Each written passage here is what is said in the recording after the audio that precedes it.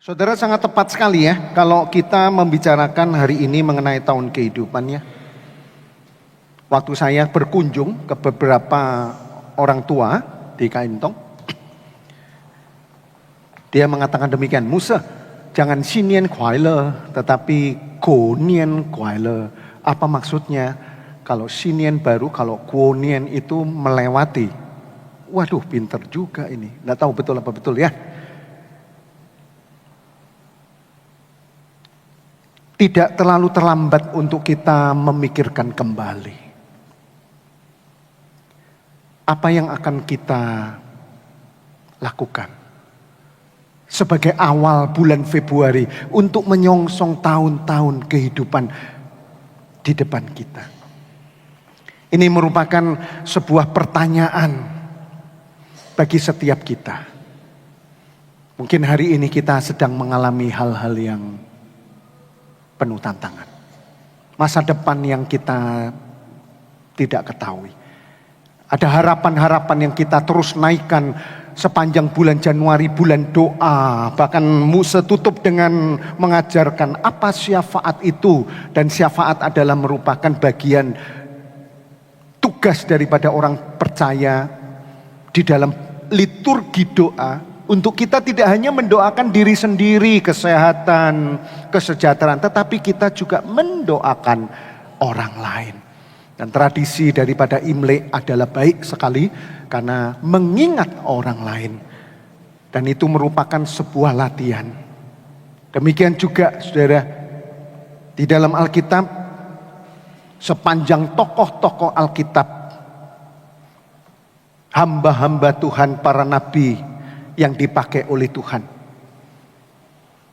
Mereka mempersiapkan kehidupan bangsa daripada Tuhan, yaitu bangsa Israel. Itu adalah dalam hal ibadahnya. Saudara, ini boleh menjadi nasihat bagi setiap kita untuk memasuki tahun kehidupan yang baru. Masih bulan Februari nanti memasuki. Ada keputusan yang akan diambil seperti Yosua mengambil keputusan. Mengapa kita menggunakan kitab Yosua? Karena kitab Yosua adalah salah satu kitab yang menyebutkan tentang aku dan seisi rumahku akan beribadah kepada Tuhan. Dan ini menjadi nasihat bagi setiap kita untuk mengawali tahun ini. Ada harapan bahwa aku dan seisi keluargaku akan diberkati. Amin. Aku dan seisi keluargaku akan memperoleh anugerah, keselamatan, pertolongan Tuhan. Memperoleh keberhasilan dan keberuntungan, kata Yosua. Karena Yosua adalah seorang pribadi yang tidak hanya mengingat tentang pribadinya yang menerima tugas sebagai hamba Allah untuk menjalankan, yaitu tugas memimpin bangsa Israel dari seberang dari sungai Yordan memasuki, kemudian merobohkan tembok Yeriko, kemudian memasuki yaitu tanah perjanjian yang dijanjikan Tuhan. Tidak hanya itu, tetapi Yosua memiliki beban bahwa dia harus mempersiapkan seisi keluarganya, keturunan berikutnya untuk boleh beribadah.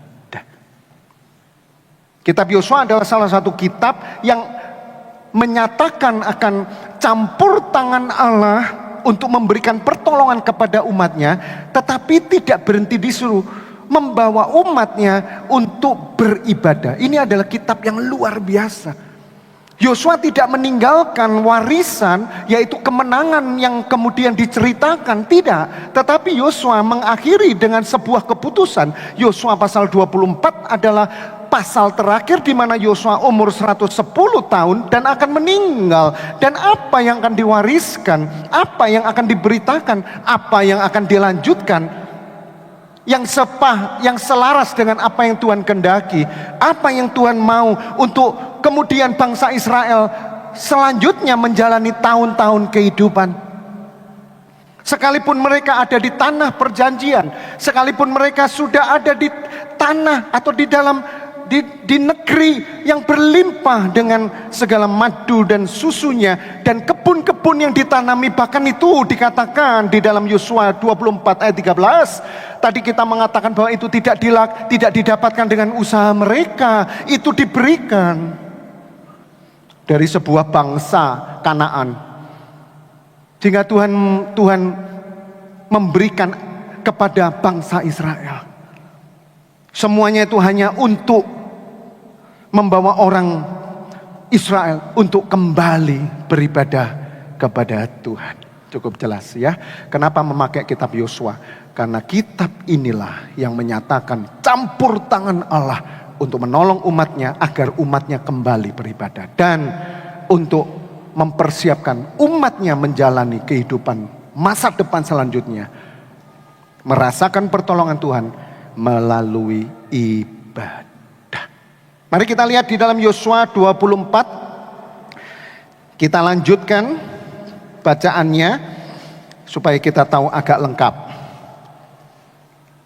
Mari kita lihat Yosua pasal 24. Kita akan membaca ayat 15, kemudian 16 sampai 18. Kita membaca sama-sama, bergantian. Kita bersama ayat 15. 1, 2, 3. Tetapi jika kamu anggap tidak baik untuk beribadah kepada Tuhan, pilihlah pada hari ini kepada siapa kamu akan beribadah. Allah yang kepadanya nenek moyangmu beribadah di seberang sungai Efrat, atau Allah orang Amori yang negerinya kamu diami ini. Sama-sama.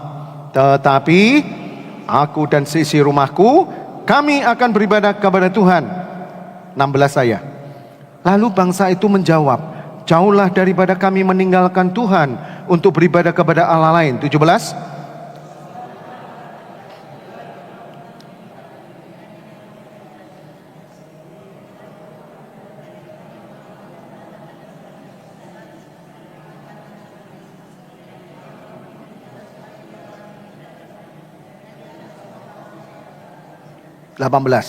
Tuhan menghalau semua bangsa dan dari orang Amori dan orang Amori penduduk negeri ini dari depan kita. Sama-sama. Kami pun akan beribadah kepada Tuhan sebab Dialah Allah kita. Jadi ketika Yosua mempertanyakan kepada siapakah kamu memilih untuk beribadah, maka mereka pada akhirnya menjawab, kami akan beribadah kepada Allah. Jangan sekali-kali dikatakan di dalam ayat 16, jauhlah daripada kami meninggalkan Tuhan untuk beribadah kepada Allah lain. Kami akan beribadah kepada Tuhan. Tetapi Yosua memiliki keputusan yang sangat menentukan keturunannya. Yosua berkata, aku dan seisi rumahku akan beribadah kepada Tuhan. Jadi hal apa yang penting di dalam menjalani tahun kehidupan yang baru yang Tuhan berikan? Apa yang akan memberikan pertolongan kepada seisi rumah kita? Apa yang memberikan pertolongan di dalam hidup kita dan kepada keturunan-keturunan yang akan datang? Apa yang memberikan pertolongan kepada gereja kita? Apa yang memberikan pertolongan dan kepada generasi-generasi muda, generasi anak-anak, dan kemudian generasi-generasi berikutnya, saudara? Tidak ada yang bisa memberikan pertolongan kecuali yaitu membawa mereka kembali beribadah kepada Allah. Ini satu tema yang penting sekali untuk bulan Februari. Gereja mengambil keputusan. Gereja akan di dalam bulan Februari melatih diri di dalam ibadah. Pertanyaannya, next, mengapa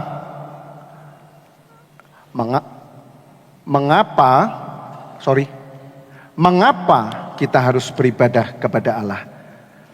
Saya akan mengajarkan kepada gereja, yaitu doktrin ibadah yang harus menjadi kebenaran bersama.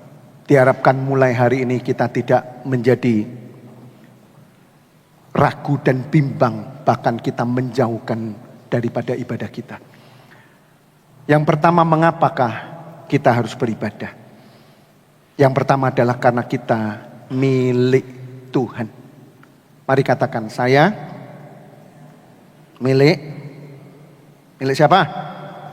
Suami bilang, saya milik istri. Istri bilang, saya milik suami. Loh saudara, mengawali tahun kehidupan ditentukan oleh kita ini milik siapa? Benar. Kalau saudara hari ini sungguh-sungguh menetapkan seperti Yosua dalam pasal 1 berkata bahwa aku ini hamba Tuhan, dan pasal 24 sebelum dia meninggal, maka Tuhan menetapkan bahwa yang meninggal umur 110 ini adalah Yosua, hambaku. Jelas. Sehingga bagaimana pertolongan Tuhan di dalam kehidupan Yosua sebagai pemimpin orang Israel untuk membawa mereka sampai kepada janji Tuhan, menempati negeri yang penuh dengan kelimpahan daripada Tuhan. Karena dia mengetahui, saya ini milik siapa. Artinya bahwa ibadah itu bukan pilihan. Halo? Halo?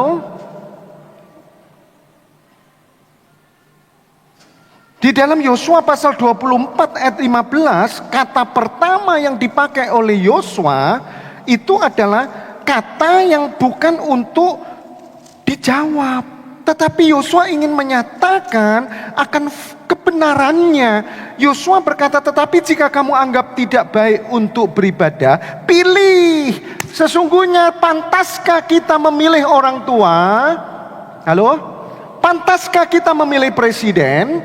Pantaskah kita memilih istri sebetulnya? Pantaskah kita? Sesungguhnya kita nggak punya pilihan dalam hidup ini kecuali anugerah Tuhan yang Tuhan berikan. Karena itu ibadah itu bukan pilihan. Yosua menghadapkan kepada orang Israel dengan mengingatkan bagaimana ayat pertama sampai ayat 13. Ayat pertama sampai 12 berbicara tentang kepemilikan Allah, campur tangan Allah. Kepada miliknya Allah itu akan bertanggung jawab. Kepada miliknya Allah itu akan peduli. Kepada miliknya Allah itu mau mengampuni seperti Bapa mengampuni anaknya, seperti Bapa sayang kepada anaknya. Ayat 1 sampai 12, mulai dari ayat 1 di Sikem, yaitu tempat di mana nenek moyang mereka berada dan menyembah beribadah kepada ilah lain. Di sana Yosua mengingatkan Israel, bukankah Allah sudah mengambil Abraham, bapamu, itu menjadi kepemilikan. Lalu dia mengatakan, lalu aku mengambil Ishak, memberikan keturunan yang banyak kepada Abraham. Aku mengambil Ishak, dan kemudian aku mengambil Yakub, dan kemudian aku memimpin bangsa keturunanku. Yosua ingin mengingatkan kalau Tuhan begitu bagel, Tuhan begitu baik, Tuhan begitu mengasihimu. Seharusnya kata-kata Yosua begini, harusnya kamu beribadah kepada Tuhan. Yosua 24 itu adalah nasihat terakhir Yosua menjelang kematian. Seperti orang tua akan meninggal gimana? Nak, kalau bisa nanti kamu. Masa kalau bisa? Enggak tahu. Sebelum meninggal orang tua, warisan ini 1, 2, 3, enggak gini, pilih, enggak. Yosua ingin menyadarkan Israel, karena begitu baiknya Tuhan di dalam kehidupanmu, mulai dari kamu diperbudak di Mesir, sampai kamu keluar dari perbudakan, dipimpin oleh Musa di padang gurun, dipelihara di padang gurun, memasuki tanah perjanjian, harus melewati Yordan, dan kamu harus melewati laut Tebrau, dan kamu bisa melewati sungai Yordan, dan kamu bisa mengalahkan tembok Yeriko dengan haleluya. Tembok itu roboh. Tidakkah kamu harus beribadah? Harusnya begitu. Karena itu kita mesti mengerti konsep ibadah itu bukan pilihan. Ibadah itu natur kepemilikan. Mengawali tahun daripada tahun kehidupan ke depan ini kita nggak tahu saudara. Tapi saya percaya anak presiden aman. Saya percaya anak menteri aman. Saya percaya orang-orang yang besar aman. Ketika orang itu tahu aku ini milik siapa, dia merasa keamanan. Ada natur tatanan ilahi di dalam dirinya, tatanan sorga, sumber kehidupannya yang memelihara jiwa, batin, naluri untuk dia berjalan dalam tahun ini dengan ketenangan. Amin. Saudara milik siapa? Kalau saudara milik Tuhan, saudara harus ibadah. Because ibadah bukan pilihan. Musa, saya hari ini sakit. Oh ya, kalau sakit, sakitlah. Ada ibadah namanya personal. Boleh. Tapi tidak selamanya Anda sakit. Yang heran, Senin sampai Sabtu tidak sakit. Tapi Minggu, Musa kok lemah ya saya ya. Saya berdoa, setan, pergi kamu dari jemaat Kaintong ya. Kalau kamu mau mengganggu, ganggu hari Senin sampai Sabtu, ganggu dia. Tapi kalau hari Minggu jangan diganggu. Karena hari Senin sampai Sabtu mereka diperlengkapi dengan senjata perlengkapan Allah. Saudara, saya melihat Kak Imtong ini jemaatnya itu luar biasa. Pintar kerja, lihai. Saya tidak menyaksikan saudara itu sebetulnya kalah dengan dunia. Tapi yang saya takut adalah hari Minggu saudara masih kalah dengan setan. Sekali lagi bukan pilihan saudara. Tapi saudara harus kembali kepada natur keilahian. Kodrat ilahi. Tatanan ilahi. Karakter dasar. Bawaan hidup. Natur laki. Ya laki. Kodratnya wanita apa? Gayanya gimana? Wanita. Kemarin sudah diresmikan pendeta LGBT. Saudara, ya kayak gitu, tapi laki dia. Disahkan. Saudara itu keluar dari tatanan itu pilihan. Tapi kalau saudara tatanan laki ya laki, perempuan perempuan. Kalau saudara adalah ciptaan Kristus yang dikeluarkan dari perbudakan. Pada waktu Musa harus mengeluarkan bangsa Israel, Tuhan berkata, Musa kamu pergi ke Firaun, katakan, biarkan umatku pergi agar mereka beribadah.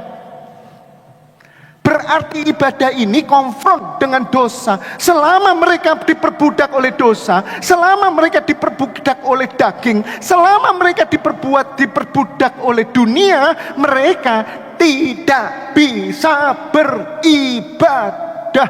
Karena itu Kristus harus menebus kita daripada perbudakan dosa.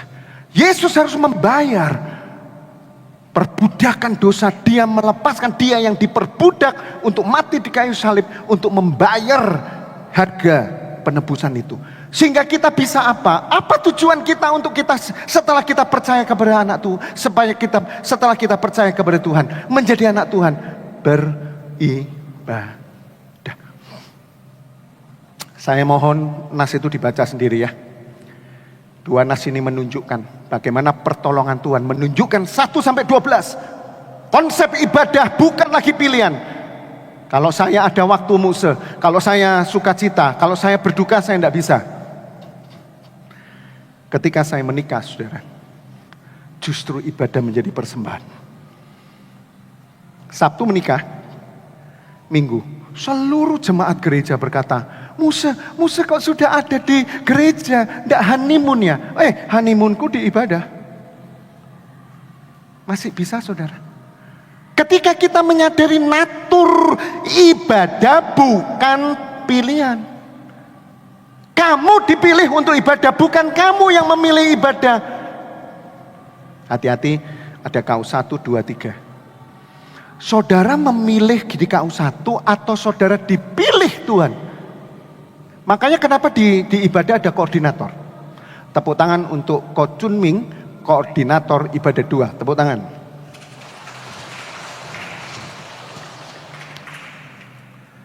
Itu pilihan Tuhan. Bukan Ko Chun Ming minta, Musa saya ibadah 2. Enggak. Sekali lagi kita mesti berubah. Saya percaya ketika doktrin ibadah dikembalikan kepada kebenaran firman Tuhan. Saya percaya sebentar lagi gereja akan menuai, ibadah Tuhan akan menjadi ibadah kesukaan jemaat Kaim Tong. Tepuk tangan buat saudara. Saudara tidak lagi bergumul, bahkan saudara berani untuk berkorban, berani untuk rela meninggalkan segala. Karena itu bukan fitrah saudara, itu bukan natur saudara, itu bukan kodrat saudara. Kodrat duniawi bukan kodrat saya Musa. Makanya pujian tadi pagi adalah lebih baik satu hari di rumah Tuhan daripada 1000 hari aku di mana-mana. Saya selalu memberikan semangat kepada mereka yang suka ke luar negeri. Boleh Musa saya ke luar negeri, saya doakan. Dengarkan doa Musa. Selalu Musa selipkan supaya kamu beribadah dimanapun kamu berada.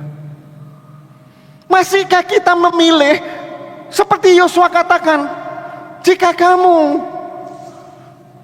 anggap ibadah itu tidak baik, kamu mau beribadah kepada siapa? Saudara, sekali lagi saudara, ini yang memberikan kegentaran kita saudara. Saudara, hari ini saya harus memberitahukan kebenaran sejujurnya. Perhatikan, semua manusia disebut yaitu homo religius, yaitu manusia beribadah. Ini yang menggentarkan kita saudara. Artinya potensi ibadah satu itu ada. Potensi ibadah itu natur. Tapi kalau saudara mulai pertama saudara tidak ibadah, saudara gelisah. Minggu depan lagi gelisah. 1 bulan masih gelisah. Kenapa ya aku tidak ibadah? Pandemi datang 3 tahun. Das. Saudara tahu tidak dampak pandemi? 3 tahun itu adalah saat dimana orang itu bisa bukan merasakan kegelisahan, sama sekali biasa.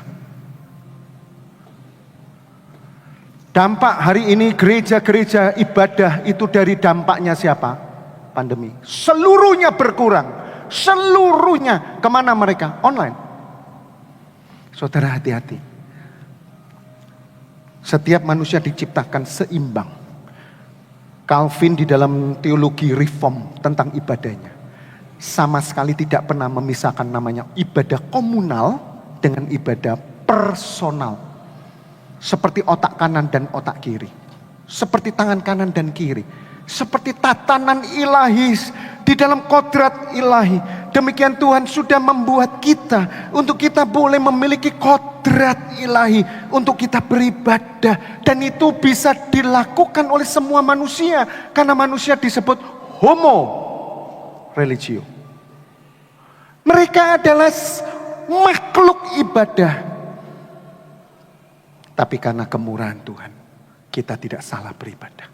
Jadi saudara, sebetulnya ketika kita membicarakan ibadah, kalau anak Tuhan tidak beribadah, itu kata kasino, keterlaluan. Apa saudara? Apa? Enggak, keterlaluan. Apa? Keterlaluan. Harusnya saudara beribadah, tetapi arahnya salah. Itu betul. Jadi saya ketemu, loh Ci, kenapa ibadah kok pergi ke pohon-pohon?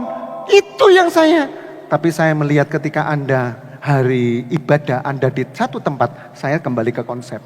Oh ya, pantas mereka beribadah kepada dunia. Mereka beribadah di toko. Mereka beribadah di tempat kerja. Mereka beribadah di rekreasi. Iya, karena sejatinya manusia adalah makhluk ibadah. Dimanapun kita berada, kita beribadah. Cuma kata Calvin, arahnya salah. Dosa itu memisahkan kita dengan Allah yang benar.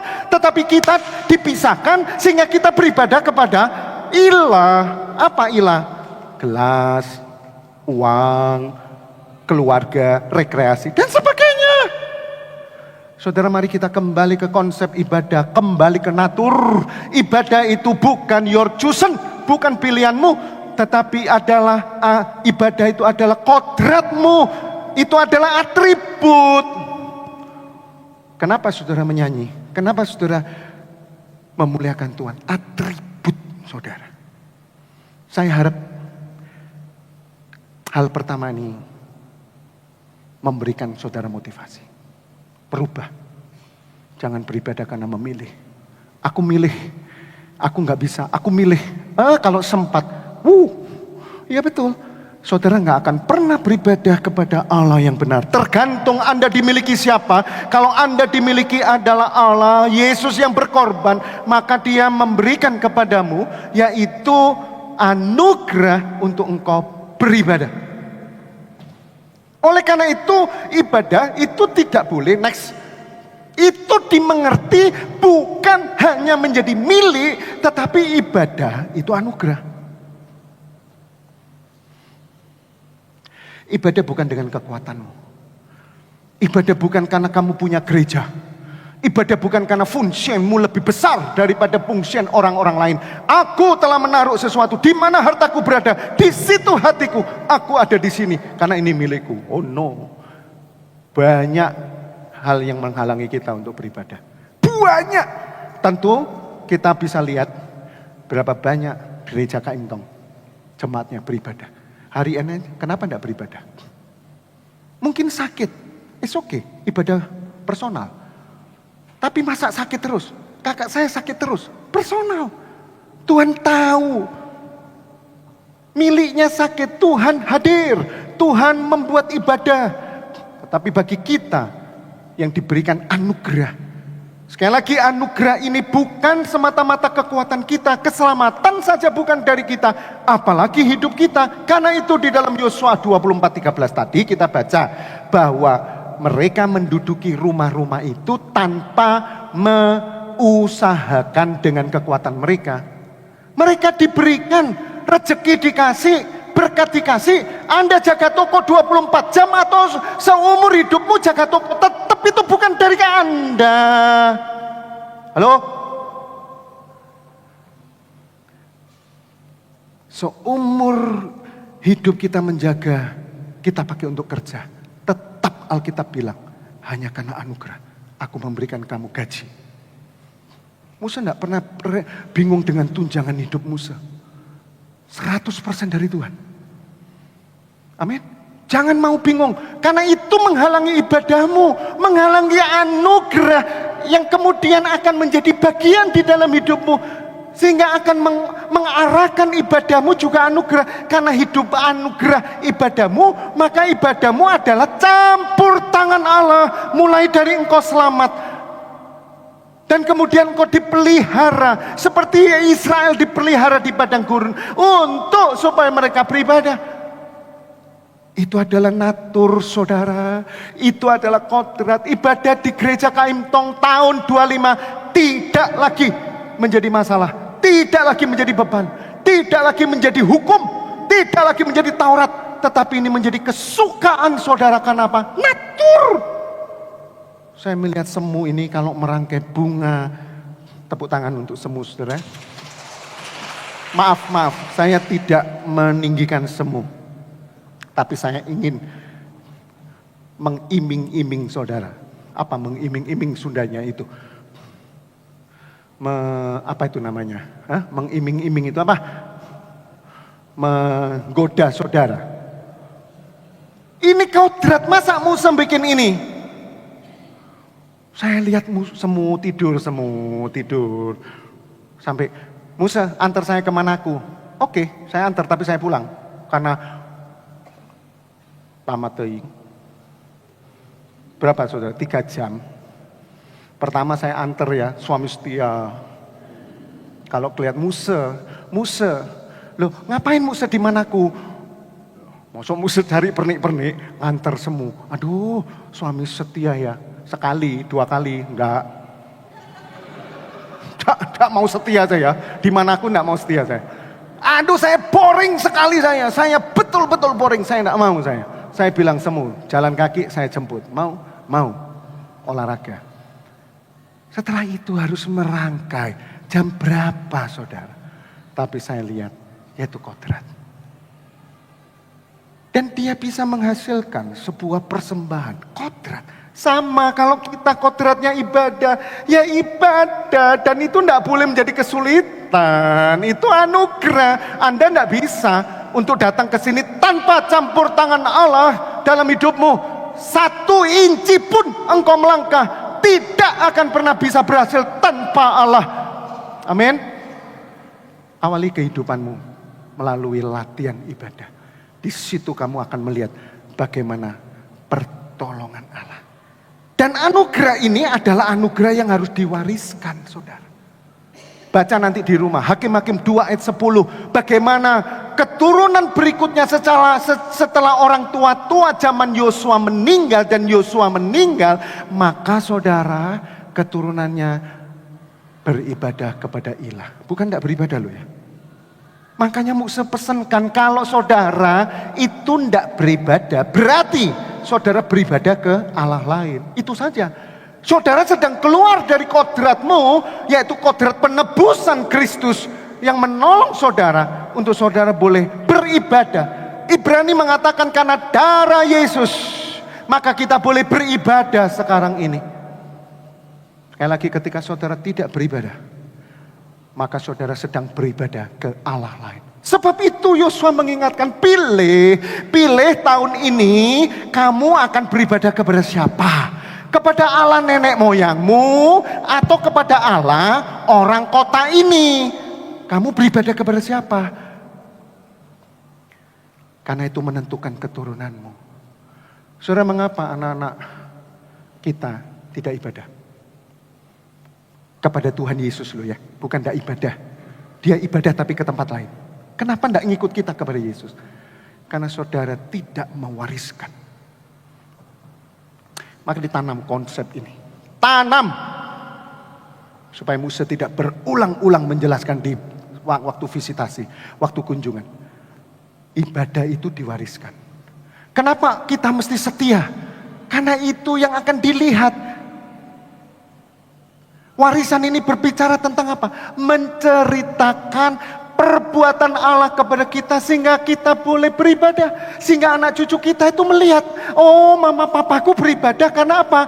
Karena pertolongan Tuhan. Pertolongan Tuhan bukan ngasih air saja.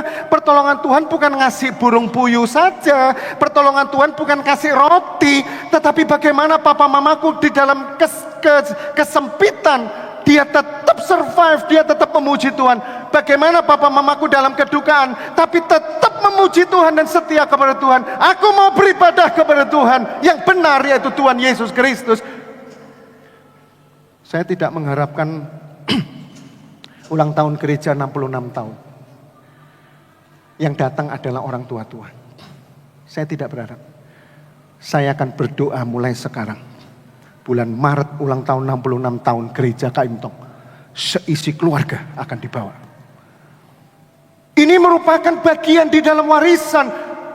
Warisan kita bukan uang, warisan kita bukan emas, warisan kita bukan materi. Tetapi warisan adalah apa yang anak-anak itu lihat dalam hidup kita, di dalam ibadah kita. Karena kita sudah dimiliki oleh Tuhan Yesus yang menebus kita.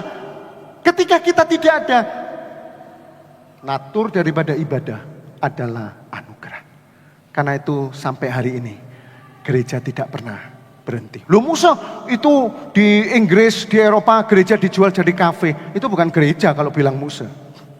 Tapi ornamennya gereja boleh, tapi itu tidak ada persekutuan. Tidak boleh. Ibadah gereja boleh dijual, gereja gedungnya boleh dijadikan kafe. Tapi hakikat ibadah seorang percaya di Eropa sampai hari ini masih tetap. Itu yang dilupakan oleh dunia. Keberadaan orang Kristen secara jumlah meningkat. Karena firman Tuhan mengatakan semakin dihambat, semakin merambat, semakin ditentang, semakin mereka memberitakan Injil. Saudara, itu adalah kesaksian. Karena gereja adalah apa? Ibadah apa? Bukan gereja. Ibadah natur orang percaya adalah anugerah yang diwariskan. Saya rindu jemaat sekarang mendoakan anak-anakmu. Jangan puas dengan kesuksesan dunia. Tapi puaslah saudara sudah mewariskan iman. Saudara bertahun-tahun di Kaimtong, ada yang 50 tahun.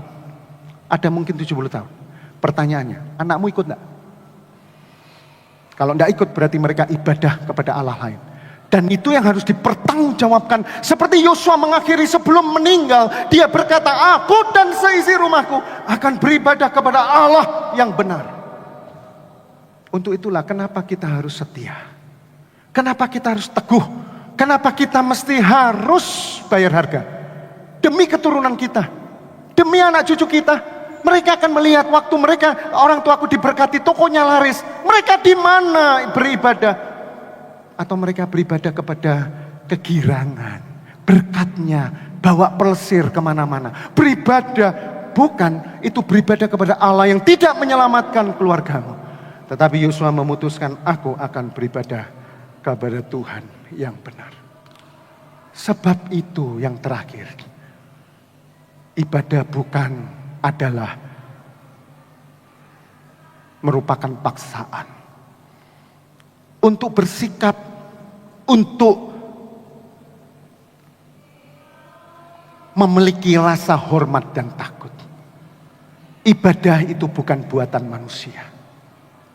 Manusia mengakomodasi.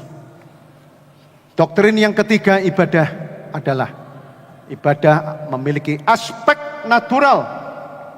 Yaitu apa? Hormat, takut.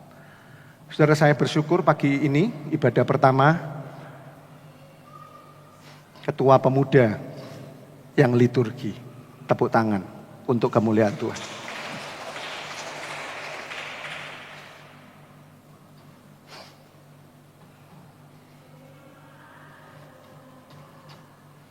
Karena aspek natural ibadah itu ada atribut yang dianugerahkan dalam diri kita. Rasa hormat dan takut. Saudara jangan pernah sekali-kali untuk mengabaikan. Ingat, dengar ya. Setiap orang atau setiap manusia yang disebut makhluk ibadah, dia diberikan natural aspek dalam dirinya. Bukan noktif, bukan afektif, bukan action, tetapi hormat, takut. Nggak tahu. Di dalam penyelidikan persiapan saya tanya, saya coba selidiki. Kalau hormat dan takut tidak kepada Tuhan, apakah bisa hormat takut kepada yang lain? Sangat bisa. Saudara pergi ke tempat ibadah di Bali. Saudara pergi ke tempat ibadah di, sekarang ini rame, di Pontianak, Singkawang. Saudara pergi ke tempat-tempat ibadah. Bagaimana hormat dan takut? Jangan berpikir kalau saudara di sini baru hormat takut. Saudara salah. Hormat takut itu adalah natural gift. Itu adalah pemberian natural, aspek yang nyatu dalam natural manusia yang memiliki hubungan dengan penciptanya. Ketika Kristus telah menebus, hubungan itu diperbarui. Sehingga bukan hormat takut natural, tetapi takut dan hormat divinely. Ngerti maksudnya? Bukan takut dan hormat natural. Oh ya Musa, bawaan saya ya mesti takut dan hormat karena saya. Itu namanya hukum naturalis. Tetapi kita ini bukan pakai natural law, tetapi divinely law. Kita ditebus sehingga rasa hormat kita sadar. Kita adalah ditebus, kita sudah mati, kita diselamatkan. Aku mesti hormat dan takut kepada Kristus. Aku mesti beribadah. Nah saudara harus begitu. Doktrin ibadah saudara, doktrin ibadah yang di dalam diri saudara adalah usaha loh. Usaha untuk takut, usaha untuk hormat dengan segala macam. Salah. Itu sudah bagian kita. Karena itu gunakan atribut itu. Kenapa kita menggunakan gereja, menggunakan busana yang bagus? Kenapa kita tidak norak? Kenapa kita pakai pakaian yang bagus? Kenapa Musa harus memakai stola waktu perjamuan kudus? Kenapa kita ada sakramentum? Kenapa mempersiapkan darus dengan bagus? Kenapa WL harus latihan? Kenapa kita harus mempersiapkan gereja dengan bagus? Karena ada naturalis aspek dalam diri kita. Musa, saya lihat Musa kok gak penuh hormat dan takut ya. Ya betul. Artinya apa saudara? Artinya adalah yang disebut dengan hormat itu bukan sekedar hormat dunia, tetapi ini adalah merupakan, perhatikan, penghargaan yang tulus terhadap Allah dan pengakuan kepada kebesaran dan kemuliaannya yang telah menebus kita, dan kita memberikan otoritas yang tertinggi untuk berotoritas dalam hidupku, dalam ketaatanku dan kasihku kepada Tuhan. Rasa takut itu adalah apa? Kekaguman akan kesadaran penuh kepada keagungan dan kekudusan serta keadilan Tuhan yang membuat kita menyembah. Musa, saya takut dan hormat, saya percaya tapi tidak ibadah. Saudara tak bilangi ya, saudara ibadah ke tempat lain. Jadi bahasanya di Kaimtong jangan pakai Musa saya enggak ibadah. Enggak, bilang aja saya ibadah kepada dunia gitu loh. Tapi saudara sedang keluar dari kodrat. Dan kalau saudara keluar dari kodrat, saudara akan mati, binasa.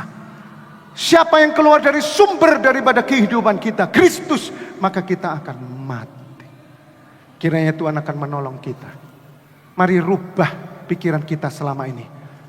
Mungkin hari ini kita sedang memilih ibadah. Mungkin hari ini kita nggak punya hormat dan takut. Ya pokoknya datang ibadah, peraturannya apa? Duduk, bangkit, berdiri, dan itu adalah hormat. No, itu dari buatan manusia, dan itu tidak disukai Tuhan. Yang disukai apa?